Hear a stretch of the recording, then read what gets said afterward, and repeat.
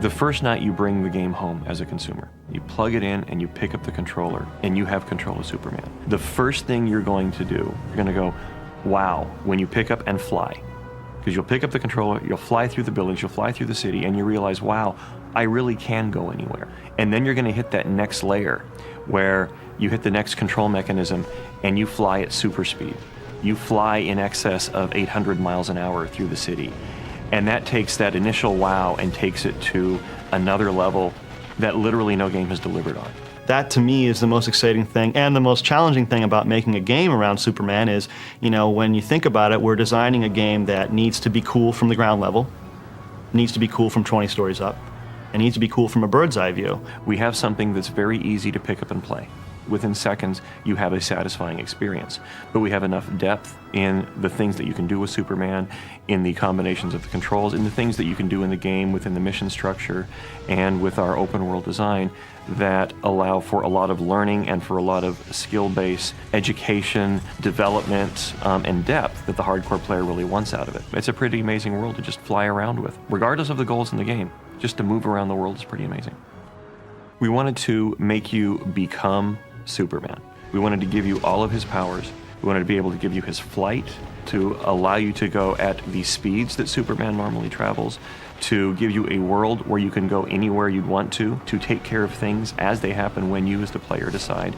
And all coming back to this psychological attachment between you and the player, making you feel, yes, I am Superman. I have control over everything he can do. In the Superman mythology, Bizarro has a few different origin stories. The one we went with was that Bizarro is an imperfect clone of Superman. He has all of Superman's powers, but they're all opposite. So instead of heat vision, Bizarro has cold vision. Instead of super freeze breath, he has super heat breath. Bizarro must do good. Bizarro destroy people. Bizarro goes out of his way to try to help the people of Metropolis, but in fact he's actually putting them in precarious situations and doing a lot of harm to them instead. Bizarro means well, but he's just totally out of control, especially because we programmed his artificial intelligence to reflect his personality, so he's a little unpredictable, and it was a lot of fun to throw him into the Metropolis living city. Have fun being hero by destroying city. So my favorite Bizarro moment is when Bizarro's cold vision clashes with Superman's heat vision. The ensuing power struggle is massively cool. Metropolis is just an enormous city. It was a big challenge from the beginning to make that real believable and put the player in the world and have the sound change no matter where you go. One of the really exciting features in the game, musically, is what we came to call kind of vertical scoring. And what it involved was when Superman is flying around Metropolis, it's very aggressive, grandiose, triumphant Superman music. As you fly higher in Metropolis, the sounds of the traffic and the pedestrians and all the hustle and bustle, or the danger and chaos and sirens, depending on what's happening, all start to fade away, and as you pass the building tops, they all just gradually give way to a lonely, haunting, ethereal wind sound, and as you look through the clouds down on Metropolis, you just hear the faint upper parts of the music, the strings and the choir and the harp, and it really gives you a huge sense of space. In this day and age, a lot of scores are produced digitally, and others are produced with a live orchestra. Fortunately, we were able to kind of meld the two. We recorded a 75-piece orchestra for the Superman score, and it was such a thrill to hear what you kind of envisioned in your head for so long come to life with all those wonderful musicians.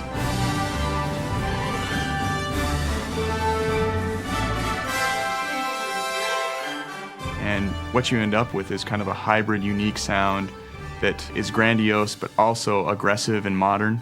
The end result is really incredible. I hope people will be really excited about the way this game sounds.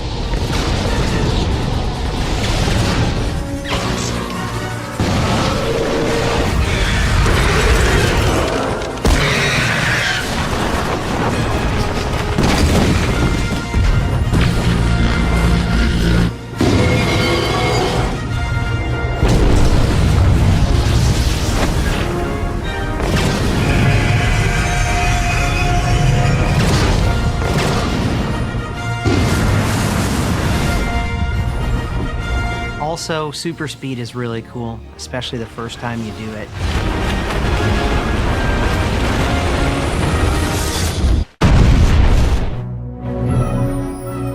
Writing interactive games is it's like doing a movie in 3D. You've got a story that you're following, but at the same time, people have to feel that they've written their own story.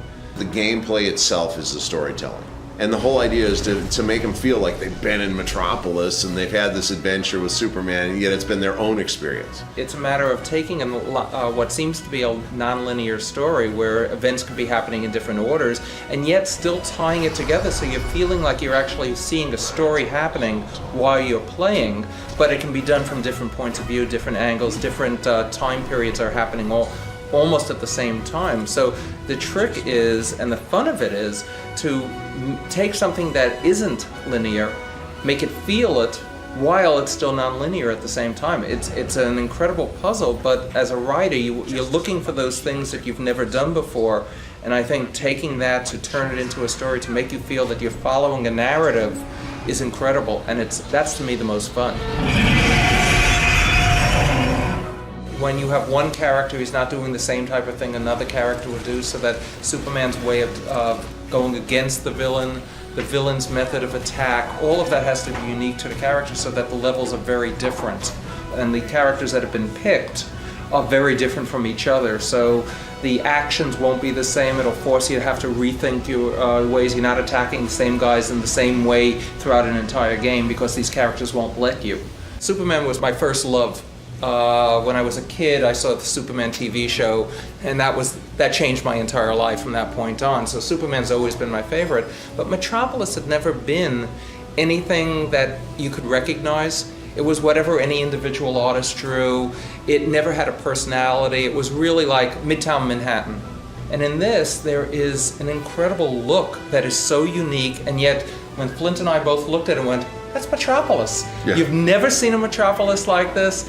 You've never seen a downtown Metropolis like this, or a midtown, and every section was different, and yet it all seemed to fit as a whole. It's not Gotham, it's not New York City, it's not any city you've ever seen, yet you know that's Metropolis. This is the place Superman would come from. In the past, a city is the backdrop. And no matter if you have, even in a video game, it's just an image that's behind the hero, and the hero is going through it. Here it's actually an interactive part of the hero. They can fly into it, they can crash into it, they can take things from it, they can move around it, they can circle the buildings, and it's not 1 or 2 blocks. Like in a lot of games I've seen, this is an entire city. Metropolis was definitely the thing that blew me away. It's that moment when you get the controller in your hand, and you press it, and you get the surge of power, and you see the thing fly around on the screen, you're thinking, okay, this really feels like Superman. That's where we want to be. It's not like a flying guy on the screen. This got to feel like Superman. You got to have the surge of power. You got to have the thing, shake by the fact it's Superman. You got to have the soundtrack burst.